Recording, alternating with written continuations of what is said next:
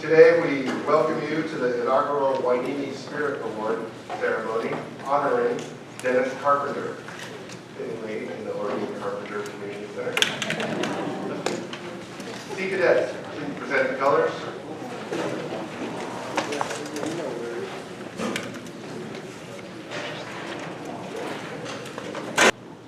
Let us begin.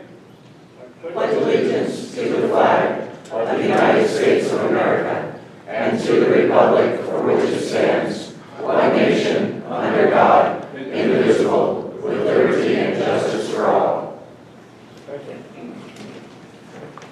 Oh, beautiful, oh, spacious skies, pour out her waves of praise. Yeah. Right. Face. Forward. Mark. Left. Left. Left. Right. Left. Left. Left. Left. Right. Left. Left. Left. Right. Right. Left. Lord God, how majestic is your name in all the earth. And with the psalmist, we declare your loving kindness in the morning and your faithfulness in the evening. We invoke your divine assistance upon all present here today as we celebrate the distinguished service of Chief Deputy Sheriff Carpenter.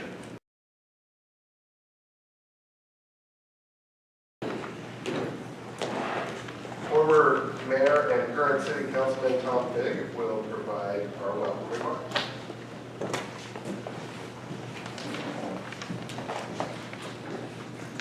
Larry and Stephen, all your volunteers, once again, do an outstanding job in celebrating our community. The volunteers in particular have resurrected the Hueneme Museum. If you haven't had an opportunity to visit of late, I urge you to do so. They do an outstanding job. Our Sea Cadets, the ROTC that were here for Memorial Day, I'd like to give them a round of applause because they do so much.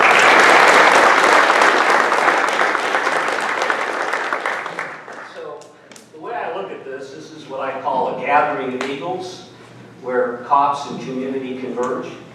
For those that may not know of my background, I'm a 43-year resident here, 22 years for the city.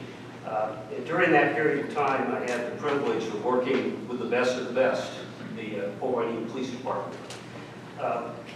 During that period of time, I also became acquainted with Al Gelati. He's kind of a figurehead in these parts. Al was the chief of police for many years in Port Hueneme, went on to be a very well-respected, honored, and beloved sheriff for this county. That's kind of what introduced me to the concept of the Hueneme Spirit. They call it the Spirit. I call it just hard-nosed law enforcement. Al had a heart of gold. But he also had a fist of steel. And he brought order to a city that needed it at the precise time that he arrived.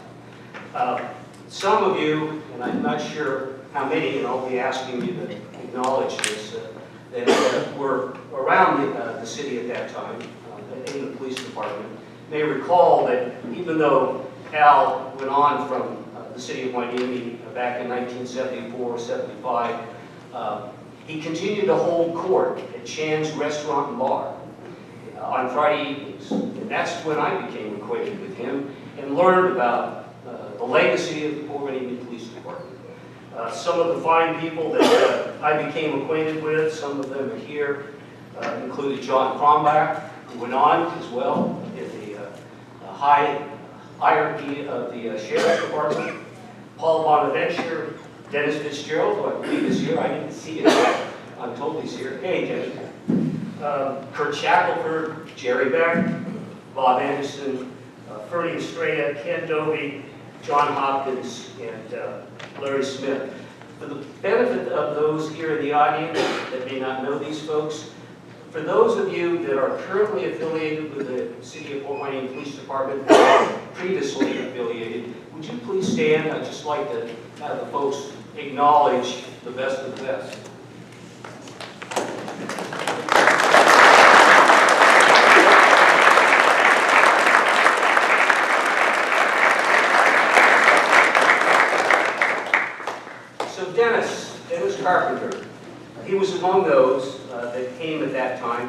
fact, I think he arrived a year earlier than I did.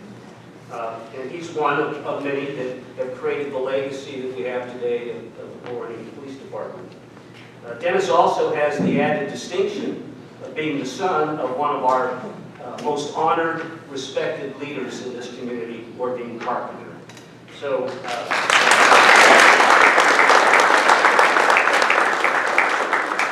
I said, this is a gathering of equals where cops and community come together. Dennis has a proud and storied law enforcement career. I think some of you might have seen some of the articles that I put together from years ago that talk about Dennis's contribution to the community. I won't belabor or reread what's already been written, but there are a couple of things I'd like to, quotes that I would like to read to you. Coming from Dama Hanks, some of you may remember. Dama was kind of the historian of the community, the writer for the Oxnard Press Courier, and she was a fan of our community. And I found some stuff from the archives, and I thought that this was very apropos for me to quote these to you. This came from an article, January of 1975. What made Fort Hueneme Police Chief John Smith declare that Fort Hueneme's police department is the best in the state, if not in the nation, after he was sworn in as the new chief earlier this month, he readily answered the officers. As long as we have personnel with the caliber that we have, who are real human beings, we'll always have an outstanding department. After all, this is our town. We want the very best for our families, too. We love Fort Hueneme, and we want to continue to be loved in return. That was from our former chief of police, Mr. Smith. So what are the takeaways? There's a symbiotic relationship between our police department and our community. That relationship is as strong today as it ever was. In that vein, I'd like to take a commercial break and ask you to please contribute to the fair city of Fort Hueneme. Buy a brick. Say anything you want. You love Dennis Carpenter. You love the cops. You don't want me to be reelected. Whatever you like. But buy a brick, please. Okay, we'll get back to the program. So, Dennis, unless you'd like to stay seated, I do have something for you on behalf of the City Council and all of the citizens of Fort Hueneme. Is it over there? Oh. So I'm not going to read this, Dennis. It basically restates your bio, and it's quite an impressive bio. But I have a little added touch. This is a two-sided proclamation. The other side is a blow-up of all those clippings of all your contributions to the city of Fort Hueneme. So it's with my great honor to be able to bestow this recognition to you. And thank you for being our first acknowledged recipient of this, hopefully, annual process. So, Dennis, thank you very much for your service.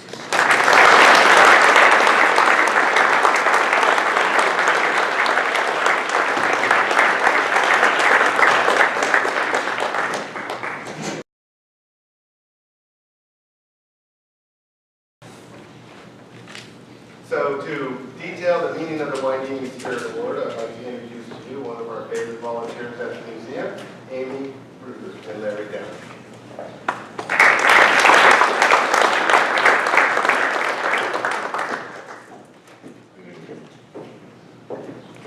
As we look at the history of Fort Hueneme, the one constant, even during hard times, was the Hueneme spirit, a characteristic found in individuals who were more motivated by service than by self.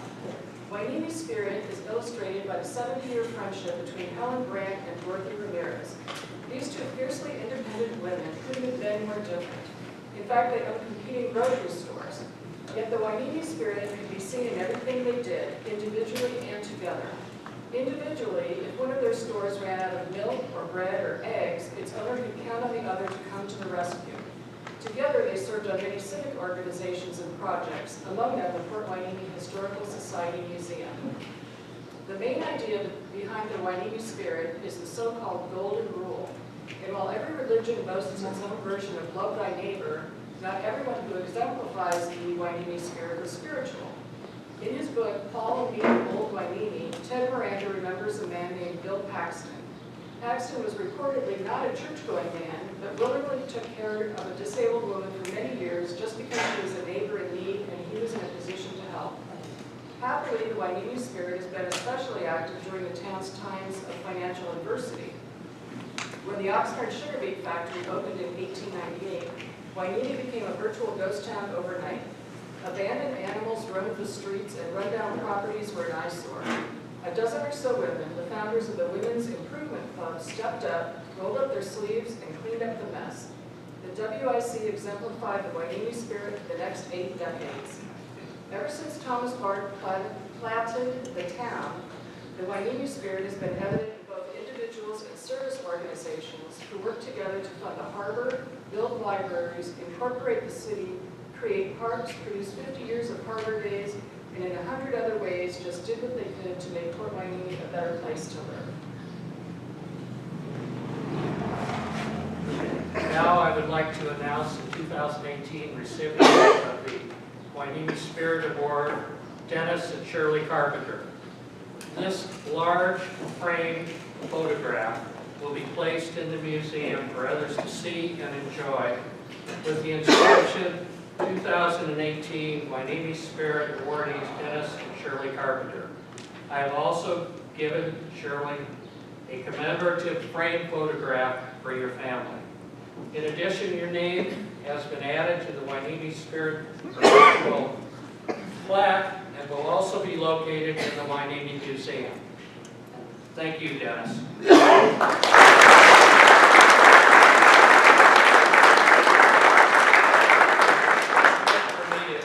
One person out here. I'd like to acknowledge Lieutenant Colonel Rosemary O'Hara from the first class of women to graduate from West Point Academy.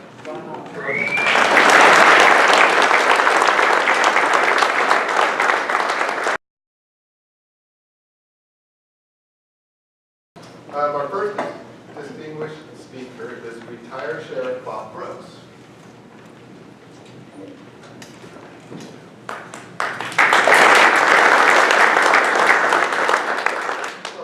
Honor to be in a building that's named after R.B. Carpenter. I've respected him for so many years, known him for so many years. Anybody that can ski well into his 80s has my undying admiration. And it's a privilege to be able to speak a little bit about Dennis. I will tell you a little bit about his career and then make some personal comments. Dennis, I first met him when I was in patrol in East Valley. Dennis came out. He'd come from Port Hueneme at that point, and Al Talati, who we've already heard referenced, as he was leaving Hueneme, he was taking all the better people from Hueneme and bringing them to the Sheriff's Department, so he was shrewd, and it certainly benefited us. Dennis was one of those. Everybody was upset because Dennis didn't have to go to the jail like all the deputies did. He got behind, but it was worth it to get somebody of that caliber. When we met, a little while after I became a senior deputy, I went to detectives. He became a senior deputy and went to work at the jails. He's had a storied career, and I'm not going to hit every point of it, but just some points that we interacted. The next time that we worked together was at the Sheriff's Academy in Camarillo. Dennis and Bruce Watlington were already on staff there. I was looking to go to patrol from the jail as a sergeant, and thrilled when I got an invitation to go out to the academy. And I know Dennis and Bruce, if they didn't lobby for me, could have lobbied against me, so I'm very grateful they didn't do that, because that's the best job I've ever had, working with two great friends, having so much fun, being able to shape the next generation of deputies, and that's where our friendship really bonded and formed for the rest of our career. After that, Dennis served in Lockwood Valley. Lockwood Valley is basically a 2-deputy station. Their families live with them in a beautiful pine-covered valley. It's great, but a lot of responsibility. They're on their own. Many times there was only one of them there.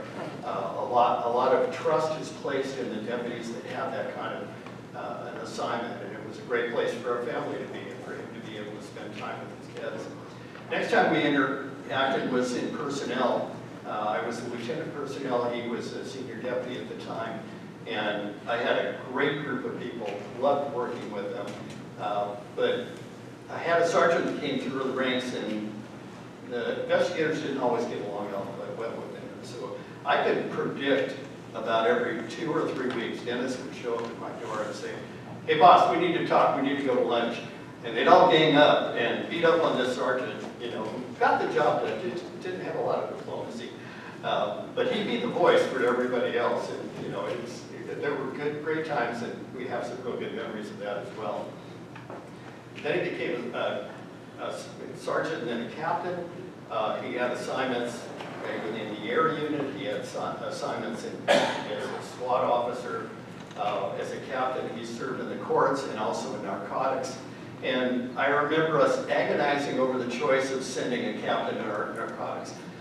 It's a very different assignment. They have a lot of freedom, not a lot of supervision. You know, they're just out there looking for trouble, and they're around money and they're around drugs, and you know, it's just really something that sheriffs worry about. And we needed somebody to go in there to assure that, you know, the standards of the department would be upheld. Somebody of such character that we trusted them implicitly, because we wouldn't know what they were doing a lot of times. And Dennis was one of those selections. Craig Husband was another one, where the unit's chemistry was formed. When people built a lot of confidence in their work, they did tremendous work during that time. Dennis also was the commander and chief of police for the city of Thousand Oaks. That's our jewel in the crown of 5 contract cities. It's the largest one. We have the most deputies working there. We need to keep a really good relationship, and that's different in a contract city because the city managers always come from cities that have police chiefs, and they're used to being able to dictate more than they dictate in the contract city. But he maintained a great relationship with the city, and Tony strengthened the bonds that he had with them. You know, when I took a look at the resume, and then he was a chief deputy and a candidate for sheriff. So he's gone the full gamut with our department, and has an excellent reputation anywhere he's ever been. But as I thought about that, this is the spirit of work. It's not, a resume doesn't tell you who a person is. And I looked up in dictionary.com to help me a little bit 2 definitions. One was, for spirit, the fundamental acting principle of a person. And another was the intangible core of a person's life, revealed in impression. And I like that second one the best. You know, who's Dennis Carpenter, and why did he deserve, and surely deserves, a spirit award, because they've gone through life together. It's the intangible principle that has driven them. And I know in law enforcement, if you have a partner, you don't really trust that partner fully until you've seen them under fire, until you've gone through dangerous situations together, until you see how under pressure, under hardship, they react. It's the same thing with people. Well, Dennis, I've been able to know Dennis for almost 40 years and seeing him under all kinds of circumstances. Certainly, he faced hardship in the department. He faced danger in the department. But he also faced illness in his family, the loss of loved ones in his family, things that could have been crippling crises for people of less character and less strength. And under pressure, what came out with Dennis was his unfailing love for God, his love for his family, his love and commitment to community service. And those things shine as an example for all of us, and that's why he's such a deserving recipient of this award.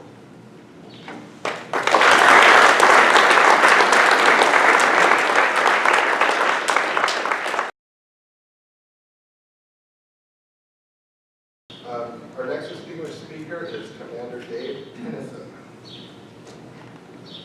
Thank you, Chris. First off, the next speaker is David Tennyson, not distinguished speaker. Second off, Don, if I'd have known you were going to lead us in an aerobics class this morning, I would have worn exercise gear. This isn't the right way to exercise. So I appreciate Shirley inviting me to talk a little bit about Dennis. I had dinner with Dennis and Shirley last night and some other friends. And I had 47 pages written. And I started reading them to Dennis and Shirley and the other people at the table last night. And she stopped me after 35 minutes and says, you can't do this, baby. So I said, gee whiz, Shirley, gee whiz. What am I going to do now? So I ripped up that speech, and now I get to speak unfettered without any constraints of written words, so it may be longer than the written speech. I guarantee it won't be as long as the distinguished politician who was talking. I have nothing to sell. Are you going to buy a brick? I'll buy a brick. I'll buy a brick. I just want to talk a little bit about Dennis as a friend. We met 39 years ago. And that first meeting really wouldn't have led anybody with any sense whatsoever to believe a friendship would develop. I thought he was a golden boy prima donna. He thought I was a hick from South Dakota. We were both fairly accurate. We met in 1979, and we didn't really work together or get to know each other until 1985 when we were both rookie sergeants working in the jail together. And surprisingly, we said, you know what? We could be friends. We're very similar in the way we operated at work. We had a lot of similar personality traits. I always wanted an older brother. I'm the oldest of 7, and I always wondered what it would be like to have an older brother. Now, Shirley would say I'm older than Dennis, but she knows the truth. I got an older brother now. I got someone I could look up to, that I could look to for guidance, both professionally, personally, and spiritually. Dennis Carpenter is a man that has stood by me through thick and thin in personal and professional struggles. I went through a personal struggle 25 years ago with the breakup of a marriage. And that personal struggle showed me that we can list on one hand the number of really, really, really close friends that will stick with me through thick and thin without judging. Now, he will hold me accountable, but he never once judged me. He would tell me what I was doing was wrong, but he never once judged me. He embraced me with love, he embraced me with kindness, and he embraced me with correction. I now know that you go through life, we all have friends. We have work friends, we have acquaintances, we have social friends, we have hobby friends because we share similar hobbies. But there's very, very, very few true friends that will be your friends from this day forward until the end of time. Dennis Carpenter is that true friend. He is a brother from another mother that I've always wanted, that I appreciate. He's part of my family, and the Carpenters have made my family part of their family. I don't have an award to give you, Dennis.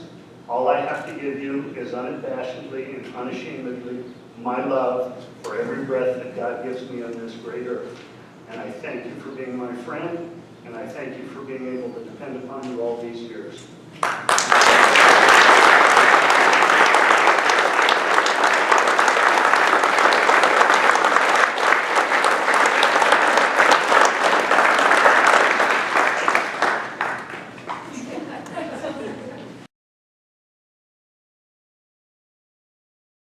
Our next distinguished speaker is Pastor Matt Hiltebrand.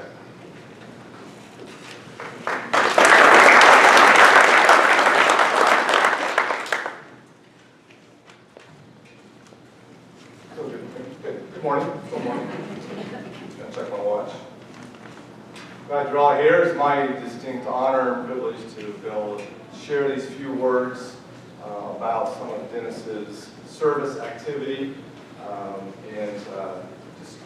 I get to echo just how valuable your friendship has been to me. And we've been able to have the great privilege of hanging out together and working out together every morning throughout the week for I don't know how many years now, I've lost track, but it's definitely been a great honor and privilege just to be able to spend that time with you. And I definitely look up to you, respect you, and love you dearly as a friend, Dennis. And so I want to share just a few words about Dennis's service and his activity to his church and community and beyond. A quick little summary of his role at the church that we attend, Cameo Community Church. He was a member, became a member, and been one since 1996. He served many years, I don't know how many years total. He was on the elder board and served very faithfully and honorably as an elder in the church. Now he's just older in the church.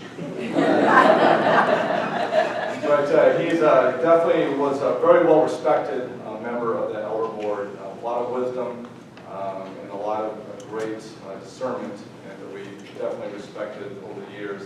He also oversaw several security policies that were put in place in and around the church, including greater safety measures that involved our church's children's ministry. Something else that Dennis was involved in was the ministry work that was directed through Azusa Pacific and their outreach to Mexico. And there was this Mexico outreach that began in 1970. And they mobilized students and local churches from the United States and Canada with teams that were focused on specific aspects of service. And here are some of those teams, just to name a few. There was the Team Loop, which was a health and wellness ministry incorporating the services of skilled U.S. doctors, nurses, dentists, optometrists, and physical therapists. There was Team Noah, who helped with various building projects on these mission trips. There was Team Nehemiah, where people prepared or helped prepare 3 meals a day for thousands that would show up during one of the weeks around Easter. And oh yes, there were thousands of students and youth leaders who camped in tents for a week. This giant tent city doesn't just happen. Dennis and Shirley's son, Trevor, joined this ministry his freshman year at APU in 1994. He called his dad and he asked him if he could go and implement a security plan for this tent city. Of course, without hesitation, Dennis quickly began a plan that would provide safety and order to all who participated, while also prohibiting local gang members from entering the area and stealing from the campers. It didn't take long to see an organized area with chalk roads and walkways with 24 manned gates and patrol shifts. Understand, this was an area that was made up of a giant dirt field. There were no borders or fences. The APU students were trained as shift leaders and team members, and the security ministry team quickly became known as Team Ezra. And Team Ezra grew to become the most sought-after team to serve on with the youth. Dennis became very passionate about the safety of the 2,500 to 3,500 teenagers that came to serve in an area that was completely outside of their comfort zones. And yet not one tool, musical instrument, or vehicle was stolen on Dennis's watch. Shirley joined Dennis the following year, and together they served on Team Ezra. And a few years later, Shirley added the prison ministry to her daily routine. And of course, Megan could not wait to join Team Ezra her freshman year at APU. And she quickly became the student leader. Apparently, she knew the boss. And after 18 wonderful years of service, Dennis's health required him to pass on the baton. Yet the stories and the experiences involving Dennis could certainly fill the book. There have been many lives touched and greatly affected by this man. God's not done with you yet.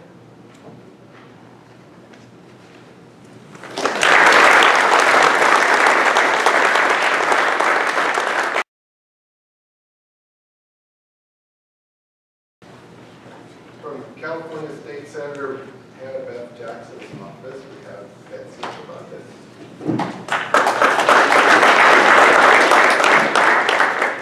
Good morning, everyone. Thank you for having me here on behalf of Senator Hannah Beth Jackson. I know she really wished that she could be here today, but she does send her best wishes and her regrets.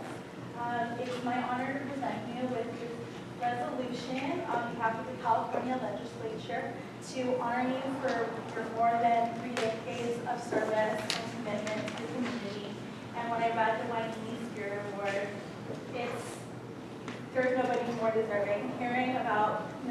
your accomplishments. All your friends and colleagues are here to support you. It's obvious that there's no one more deserving. So congratulations on behalf of the Senator.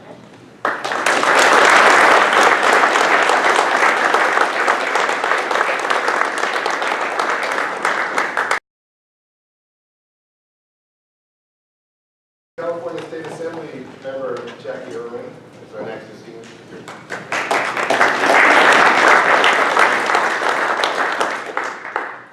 Well, it is really an honor to be here to congratulate Dennis on this award. I started on the City Council in Thousand Oaks right around when Dennis started as police chief, and he really did an outstanding job in Thousand Oaks. It was, Sheriff Brooks said it was one of the crown jewel in Ventura County, but it was also there was a lot of pressure there.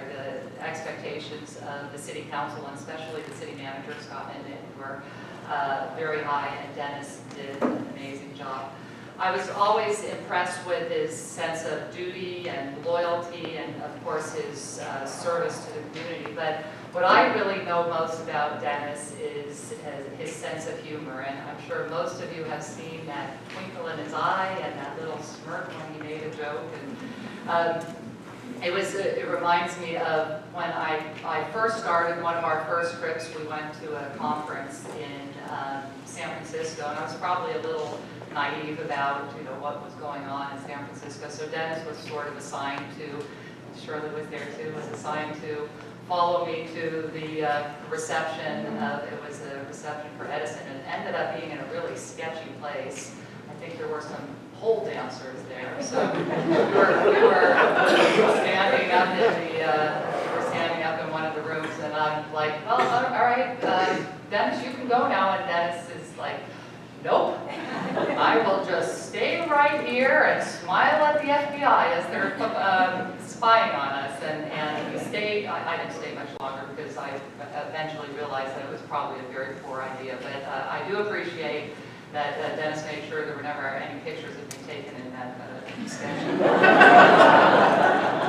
So during his, he was just a great member of the community when he was in Thousand Oaks, not just as the police chief, but very involved in things like the Police Foundation and the Chamber.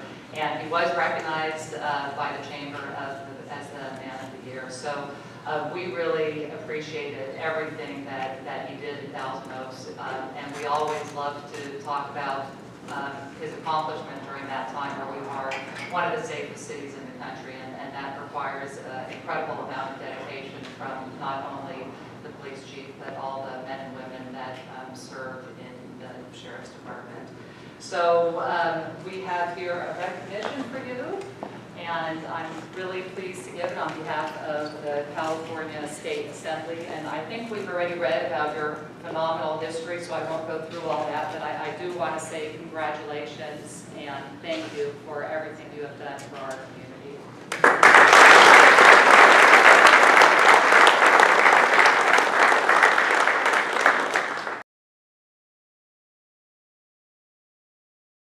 So I'd like to introduce to you Police Chief Andrew Salinas.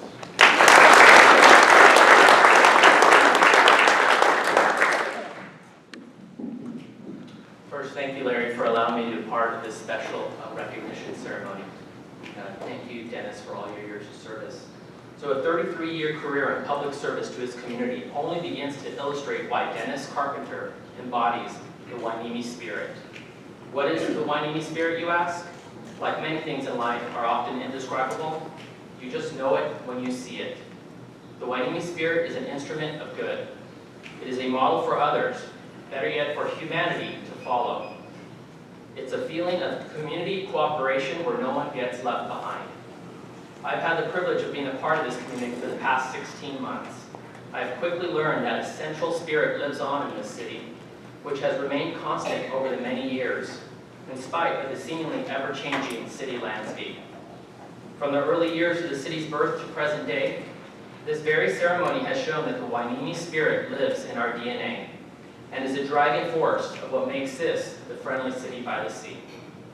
The changing character and complexion of our city may have people perplexed as we endure mixed feelings of nostalgia over the disappearing past and the excitement of new developments in the future. But one thing stands tall and true, and that's our foundation grounded by the Hueneme Spirit. This city's resoluteness combined with an inclination to look out for one another and one's neighbor and community is what stands at the core of our spirit. The city's special essence and spirit is recognized only by individuals like Dennis Carpenter that have helped make this a better place to live. There is something special and spiritual about a city that is derived from its people and creates this unique feeling that persists when we have come to call our own. As we will continue to see through these coming years, there is a spirit in our city that will stay preserved, even though the architecture and the demographics change. This can be said thanks to individuals like our honoree today, Dennis Carpenter. As the first recipient of the Hueneme Spirit Award, Dennis has set the blueprint for others to follow. Dennis has shown his level of dedication, determination, enthusiasm, and positive spirit during his tenure in law enforcement, but has applied these same characteristics and values in life. What Dennis learned early in life is that you get back what you put forth in this universe. It is not surprising that words such as humility, ethical, and commitment to service has been used to describe Dennis. As we have all heard and learned before, we shall never doubt that a group of thoughtful citizens can change the world, because it is the only thing that ever has. We celebrate and honor one of those thoughtful citizens today, Dennis Carpenter. We are a community dedicated to family and neighbors, a cultural affinity to help one another. So, on behalf of the citizens of Port Hueneme and Port Hueneme City staff, I thank you for your tireless commitment to our community and making our community a safer place to live. Thank you, Dennis.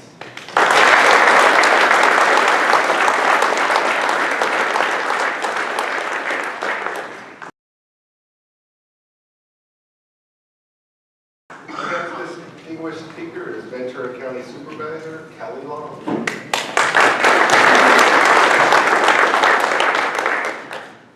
Good afternoon, and it is a pleasure to be with all of you today to celebrate Dennis and the Hueneme Spirit Award. I had this great speech, and I heard all of our honored guests speak so much of Dennis. And I was going to read this resolution, and then I saw this great flyer. Whoever put this together, it's all right there. So you could read all the great things that Dennis has done over his years. But what I really decided I wanted to talk to you about is thank you for your spirit and for your commitment for Ventura County. I represent Port Hueneme, Southeast Oxnard, and several other districts in my position. But I also represent Ventura County. And what I have learned in this job is that I listen to all those that are here today and all in the county, and they talk about these special people. These people that make a difference in our lives. And I say that Dennis is definitely one of those people. Your commitment for 33 years in the Sheriff's Department, protecting all of us, even when we didn't know we needed to be protected, the sacrifices that you made for your family, your grandkids, your kids, it's extremely touching. Not many people take that risk, and you did it for all of us, and we appreciate it. I wanted to make sure that we talked about a couple incidences where Dennis shined.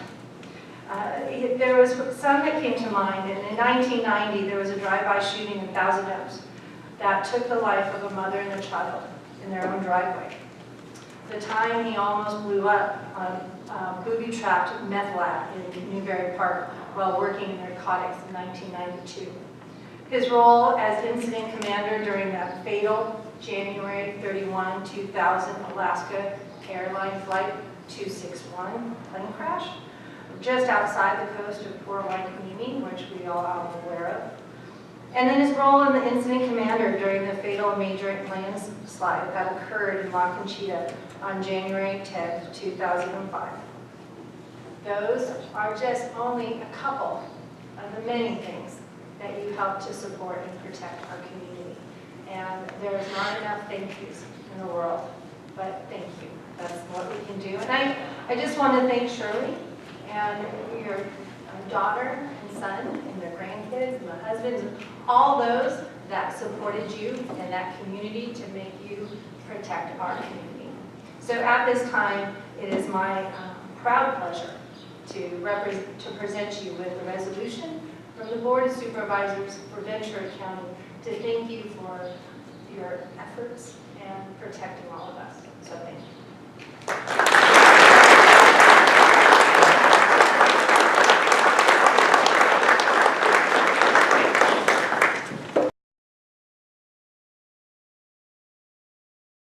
From Congresswoman Browning's office, we have Mark Martinez.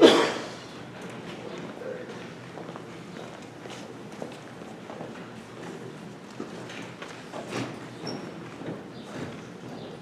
Good afternoon, everybody. It's a pleasure to be here and a great honor to be standing here to be able to present this certificate of congressional recognition to you on behalf of Congresswoman Julie Browning. I just want to thank you for your 33 years of duty to our community, and congratulations for encapsulating the spirit of Port Hueneme.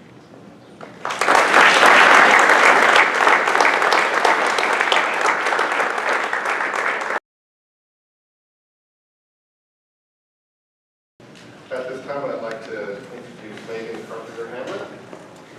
Come up and speak with you.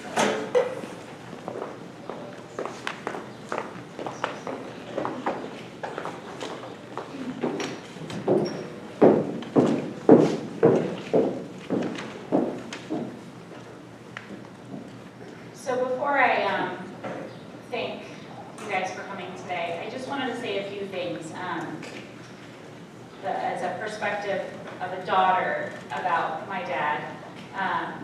You know, if my brother was here today, shoot, I shouldn't have said that.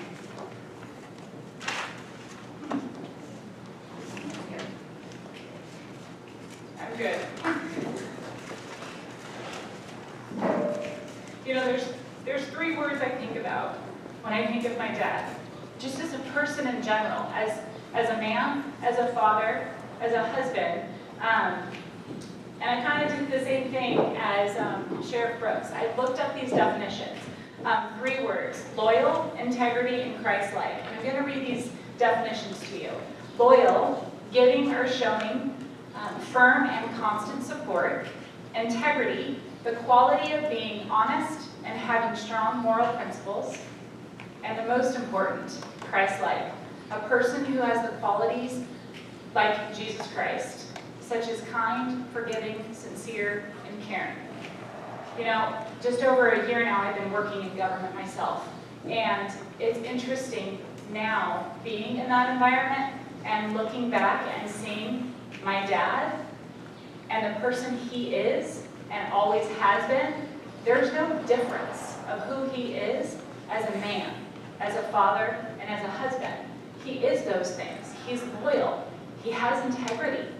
He's Christ-like to everybody in his life. And that's rare. It is so rare. And I'm so lucky that I get to call him Dad, and that my children get to call him Papa. You know, that my husband, you know, gets to share him with me now. He's somebody who has shown all of us that when he was diagnosed, however many years ago now, we don't even have a number, because he has fought this awful disease with grace. You know, it's just, I've been so impressed, Dad, with who you are. And like Matt said, God's not done with you. But you guys coming today, thank you. Thank you for being here. The last few years, God's teaching our family a lot, that's for sure. But Larry, thank you. Not only you, but I know your wife. I'm so sorry. I know the last couple months have probably been difficult for you, but I know she was a huge part of everything that you've done for our family, and we appreciate this day. It's beautiful, this honor that you have done for my father, and all the work and getting the pictures and lining up these speakers and making sure that these people are on the stage. Thank you. Thank you for all of that.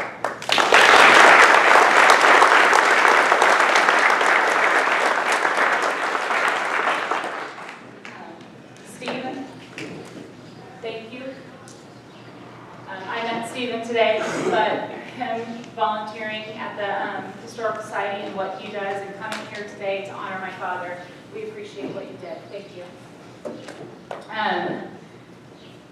The Sea Cadets, I don't think they're here anymore, but that was beautiful. For them to come out here and do that for you today, Dad, that was awesome. If you could pass on that, I don't know if you have contacts with them, but thank you.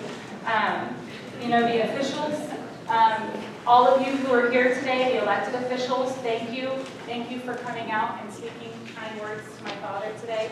I appreciate that. Military command that is here in the office, or in the auditorium today, thank you. We appreciate everything. And, you know, close to my heart, law enforcement officials, there's a lot of you here. I love a lot of you, because I know most of all of you, but thank you. Thank you for honoring my daddy and coming. We really appreciate it.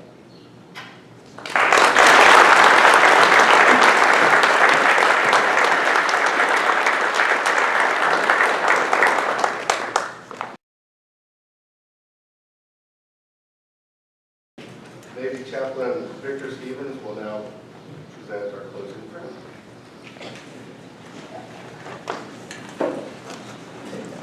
Let us pray.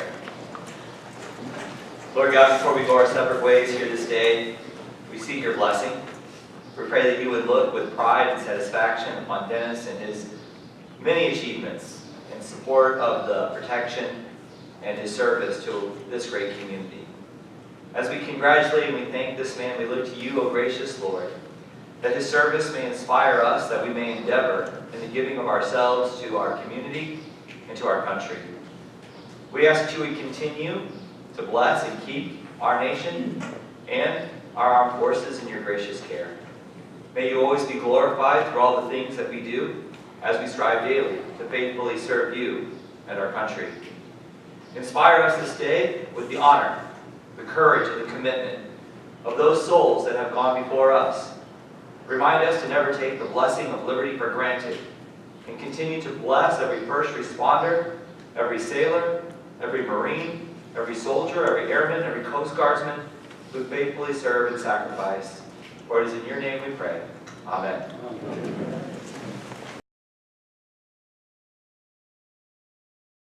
Before we conclude today, I want to wish Dennis and Ordine a very special Father's Day next week. And all the other fathers in the audience, we'd like to wish you a happy Father's Day as well. Special thanks to Larry Downing. He is amazing, and we all want to keep him in our hearts and our prayers, because we know Roberta was such a wonderful woman, and we all miss her dearly. Special thanks to the Sea Cadets, Fort Hueneme Police Explorers, and everyone else that helped in this wonderful program. I'm without words right now, but I do know that the spirit of Hueneme is alive and well. And Dennis, I really appreciate the fact that I get to know you through this program. And I hope to see you around, and I wish you very well. Thank you all for coming. Thank you, Dennis, for your